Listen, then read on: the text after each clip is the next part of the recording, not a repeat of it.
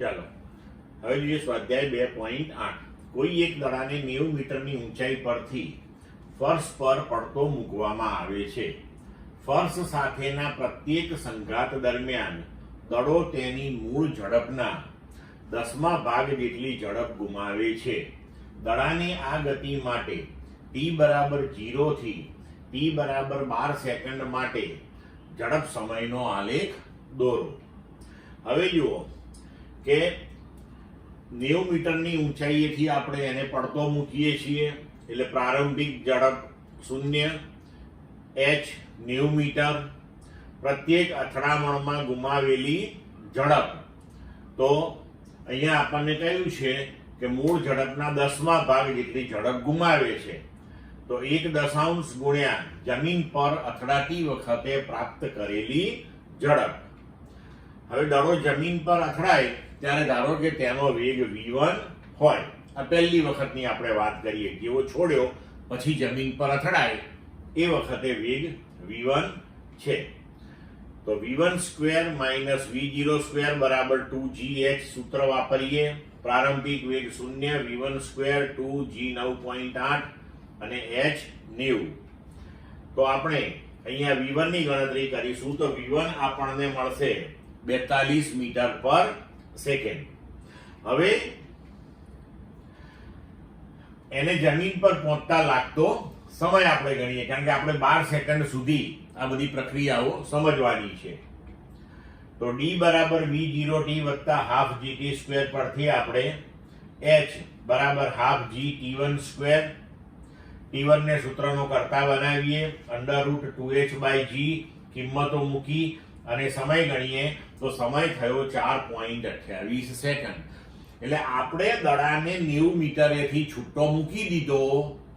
એ જમીન પર અથડાયો ત્યારે તેનો વેગ 42 મીટર પર સેકન્ડ થયો અને એ જમીન પર 4.28 સેકન્ડે અથડાયો. હવે જમીન સાથે પ્રથમવાર અથડામણ અનુભવી ને એ પાછો ઉછળે એ વખતનો વેગ આપણે v2 લઈએ તો v2 કેટલો હોય તો કે અથડામણ વખતનો જે વેગ છે એના 10મા ભાગનો વેગ ઓછો થઈ જાય છે. તો v2 બરાબર v1 માઇનસ 10% ઓફ v1. તો v1 42 હતો, એનો 10મો ભાગ અથવા તો 10% એટલે 4.2 એટલે 37.8 મીટર પર સેકન્ડ.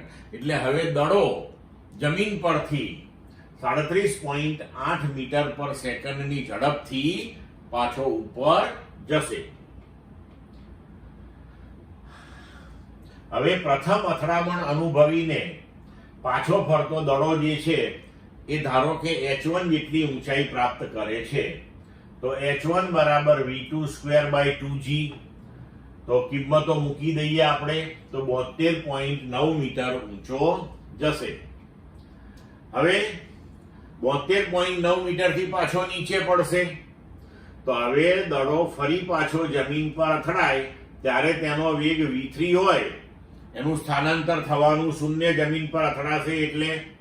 તો v3 square minus v2 square બરાબર 2gh, h 0 થશે. તો જે વેગથી એ અથડાઈને પાછો આવ્યો હતો એ જ વેગથી ફરી પાછો એ નીચે અથડાશે 37.8 મીટર પર સેકન્ડ. હવે નીચેથી ઉપર જતા એને જે સમય લાગ્યો અથવા તો બે ક્રમિક અથડામણ વચ્ચેનો કુલ સમય આપણે લઈ લઈએ તો 0 બરાબર v2 t2 વત્તા half minus g t2 square. અહીંયા નીચે અથડાયો એટલે આપણે h0 લીધું તો નીચેથી ઉપર ગયો અને ઉપરથી પાછો નીચે આવ્યો. તો ક્રમિક અથડામણ વચ્ચેનો કુલ સમય આપણે t2 તરીકે લીધો. તો 0 એની પ્રારંભિક ઝડપ હતી 37.8, t2 માઇનસ 9.8 ભાગ્યા 2 t2 સ્ક્વેર. જો આને આપણે ઉકેલીએ તો આપણને t2 મળશે 7.714 સેકન્ડ. હવે t1 વત્તા t2 સમય લઈ લઈએ તો એ લગભગ આપણે 12 સેકન્ડ આવી ગયું. તો આપણે 12 સેકન્ડ સુધીનો જ આલેખ તૈયાર કરવાની વાત હતી. તો હવે આલેખ આવો થશે કે t બરાબર 0 સમયે આપણે એને છોડી દીધો, બરોબર છે. તો એ જ્યારે નીચે અથડાયો ત્યારે તેનો વેગ 42 મીટર પર સેકન્ડ હતો. જેવો અથડાયો એવો તરત જ એનો વેગ 4.2 એટલે કે એના 10% ઘટી ગયો. એટલે આલેખ આપણે આવો નીચે લઈ ગયા. એ વખતે 4.3 સેકન્ડ પસાર થઈ ચૂકી હતી. હવે 37.8 મીટર પર સેકન્ડ થી એ પાછો ઉપરની તરફ ગયો.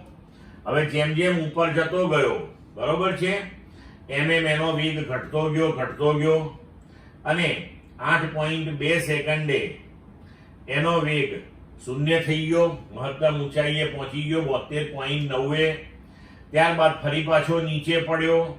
તો ફરી પાછો નીચે પડ્યો અને જેમ જેમ ઉપર ગયો, બરોબર છે, એમ ફરી પાછો આપણે આલેખ તૈયાર કર્યો.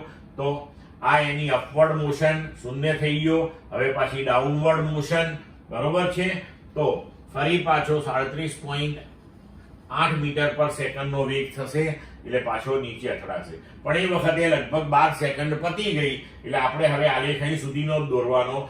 હવે અહીંયા જે 10%નો ઘટાડો આવી અને ફરીથી પાછો ઉછળે તો એ હવે આપણે ગણવાનું નથી. ક્લિયર મિત્રો?